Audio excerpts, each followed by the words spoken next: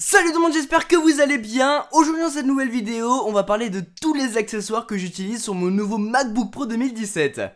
Allez, c'est parti.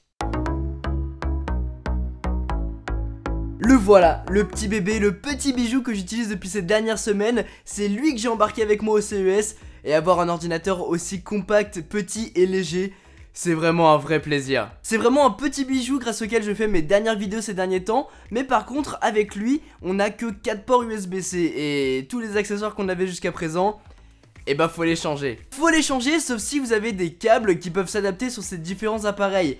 Et vous voyez que j'ai réuni pas mal de produits juste ici. Et il n'y a pas que des câbles. On va le poser juste ici pour parler de tous les produits que j'ai pu amasser ces derniers temps pour vous faire cette vidéo là. On a pas mal de choses, je vais pas vous le cacher. Et je crois que la problématique numéro 1 était de pouvoir connecter mes disques durs à mon ordinateur. Alors forcément on peut trouver un adaptateur comme ceci et pouvoir le connecter en USB. On va en parler. Mais l'idéal était quand même de trouver un câble permettant de pouvoir, paf, le relier, mais aussi pouvoir le brancher en USB-C. Et ça change la vie. Les 3/4 des câbles m'ont été envoyés par Belkin et merci beaucoup à eux parce que c'est vraiment top, j'ai pu avoir tout ce que je voulais. Le câble dont je vous parle jusqu'à présent, c'est celui-ci permettant de relier en USB un micro B. Et là, vous allez pouvoir connecter tout type de disque dur sur votre ordinateur sans passer par un adaptateur externe. Et ça, c'est vraiment cool. J'en ai deux et c'est ce que j'utilise sur mes disques durs. Problématique numéro 1. Résolu. Problématique numéro 2, c'était de pouvoir connecter des cartes SD et des cartes micro SD directement sur l'ordinateur. Parce que le MacBook Pro 2017 n'embarque pas de port carte micro SD dessus. C'est un petit peu dommage. Donc on a pas mal d'accessoires qui peuvent le faire. Comme par exemple cette clé USB. On est donc là sur une clé USB un petit peu particulière parce que sur le côté on va pouvoir mettre une carte SD ou bien une carte micro SD qu'on peut relier en USB. On connecte ça à notre ordinateur et ça fonctionne. Par contre, c'est sa seule fonction, c'est-à-dire que ça va uniquement servir à pouvoir mettre une carte SD et une carte micro SD.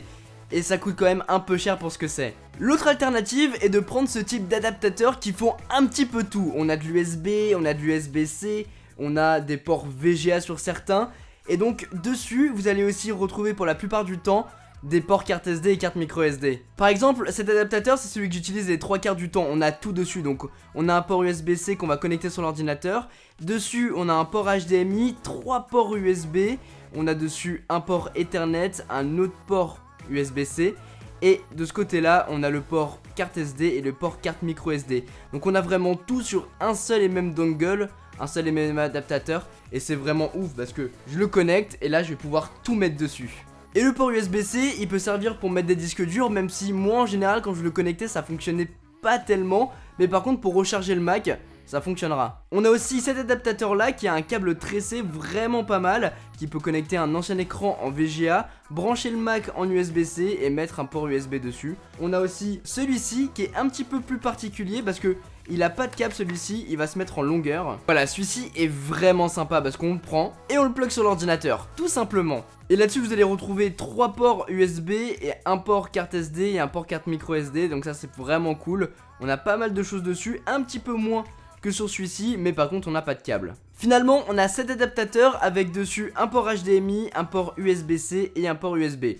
Un peu plus petit mais carrément moins cher. Ça c'était donc les adaptateurs vraiment complets avec beaucoup de choses dessus. Maintenant si vous n'avez pas besoin d'autant de fonctionnalités, vous pouvez prendre par exemple la clé USB, même si je trouve que ça vaut pas trop le coup.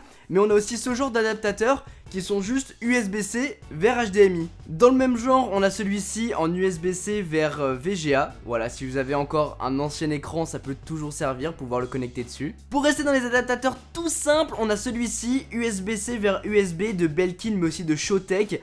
Voilà, en général j'utilise les produits de Belkin parce que j'ai confiance en eux, je sais que ça fonctionne très bien. Après vous pouvez en prendre d'autres marques, hein, ça existe dans tous les sens.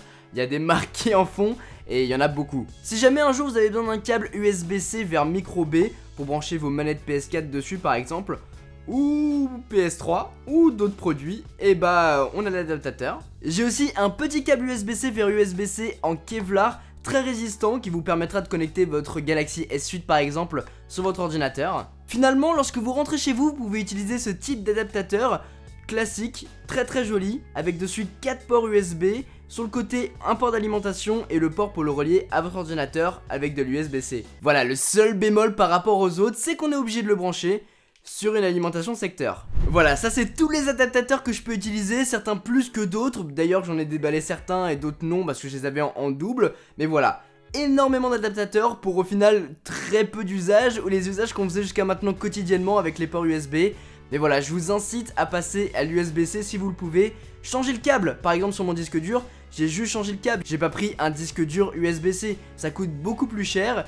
Et ça sera beaucoup plus rentable de le faire comme ça. Le nouveau MacBook Pro, c'est pas que des adaptateurs, sinon ça serait vraiment pas sexy hein. Lorsque je suis en déplacement, soit j'utilise un sac à dos, les 3/4 du temps j'utilise un sac et on va y venir, ou bien j'utilise ce genre de pochettes qui sont vraiment très quali. Celle-ci elle vient de chez Inatech avec une petite anse pour pouvoir saisir la pochette et se balader avec son Mac dans la main. À l'avant, petit zip pour pouvoir y mettre bien sûr des petites choses, ou bien prendre la sangle qui est juste ici que j'ai jamais mise, qu'on peut mettre d'un bout à l'autre et pouvoir porter la sacoche à son épaule. Et lorsqu'on ouvre la petite pochette à l'intérieur, c'est vraiment super doux et ça protégera vraiment votre Mac contre les rayures ou contre les chocs parce qu'elle est assez épaisse. On le glisse dedans, on ferme et on peut partir avec. Maintenant, si vous êtes plus sac à dos,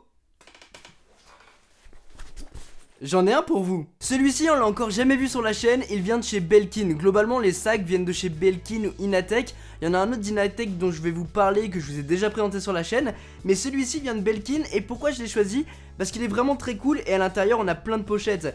D'abord au dos on en a une juste ici avec un zip qui est où? Il est là. Il se cachait. Ici on va pouvoir mettre genre un portefeuille à l'intérieur, même si la pochette est plus là pour les coussinets. On a une sangle pour mettre le sac sur la valise, et ça c'est cool en déplacement. Sur l'avant du sac et sur le dessus on va retrouver une petite pochette pour mettre à l'intérieur des clés, des papiers, des choses comme ça, les petites choses utiles qu'on veut saisir rapidement. Ça c'est vraiment pas mal. Et la pochette principale est donc celle qui est sur le dessus. On l'ouvre comme ceci et là on tombe sur toutes les pochettes utiles, et dont celle dont on va avoir besoin c'est celle à l'arrière pour pouvoir mettre son Mac. Et on peut mettre des très grands ordinateurs à l'intérieur.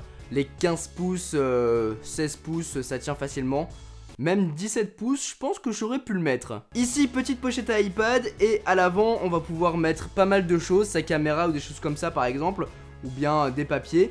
Et on va retrouver des petites pochettes pour pouvoir ranger des petites choses, avec 2 compartiments sur le bas pour y mettre des stylos par exemple. Et sur le devant, on va retrouver une dernière pochette juste ici pour pouvoir encore y mettre quelques petites choses, des petites bidules pour mettre les téléphones. Donc globalement moi j'utilise pour mettre les téléphones à l'intérieur. Et sur le côté on a 2 pochettes pour mettre soit trépied, moi mon Joby rentre à l'intérieur, ou bien une bouteille d'eau. Petite anse sur le devant, et puis on a deux sangles qui sont pas très rembourrées, et je vous avoue qu'au bout d'un moment ça fait un petit peu mal aux épaules, ça appuie, surtout quand on a beaucoup de choses à l'intérieur. Mais sinon globalement le sac est vraiment cool. En plus on a une bande réfléchissante dans le dos qui est juste ici. Ça peut être toujours utile, en tout cas le soir apparemment on me voyait. Mais bon, voilà, petit gadget sur le sac. Maintenant si vous voulez un sac un petit peu plus sympa, je peux vous proposer celui-ci de Inatech. Je vous l'ai déjà présenté sur la chaîne. Globalement on va retrouver ici une pochette, claque aimantée. À l'avant, petite pochette avec des compartiments pour pouvoir y mettre des stylos, des iPads, des téléphones, des choses comme ça. Une grosse pochette à l'intérieur, et c'est ici que tout va se passer parce qu'on n'a pas d'autre pochette. Ici claque, on y glisse son ordinateur, sa tablette si on le souhaite, et après toutes les petites bidules avec aussi à l'intérieur. Oh tiens, je l'avais perdu celui-là. Et on va pouvoir vraiment mettre beaucoup de choses à l'intérieur, et en le fermant, 2 petites bouteilles d'eau sur les côtés ou bien des trépieds. Et lui pour le coup est vraiment plus agréable à porter. D'ailleurs ces petites choses, je vous conseille de les prendre avec vous parce que le Mac il se salit super vite et moi j'ai tout le temps envie de le nettoyer. Toutes les 5 secondes je suis là à frotter dessus, donc prenez-en, en plus ça coûte vraiment pas cher. J'en ai plein, ils sont vraiment dégueulasses ceux-là, mais en tout cas c'est toujours utile. Et finalement, pour personnaliser un petit peu son Mac, j'ai 2-3 bricoles. 2-3, t'en as plutôt une bricole. Un petit logo YouTube. Voilà, donc c'est un petit logo YouTube tout simple qu'on va pouvoir coller sur la pomme. Et par contre on va le coller de ce sens là pour que ce soit les autres qui le voient et pas moi, parce que moi je m'en fous.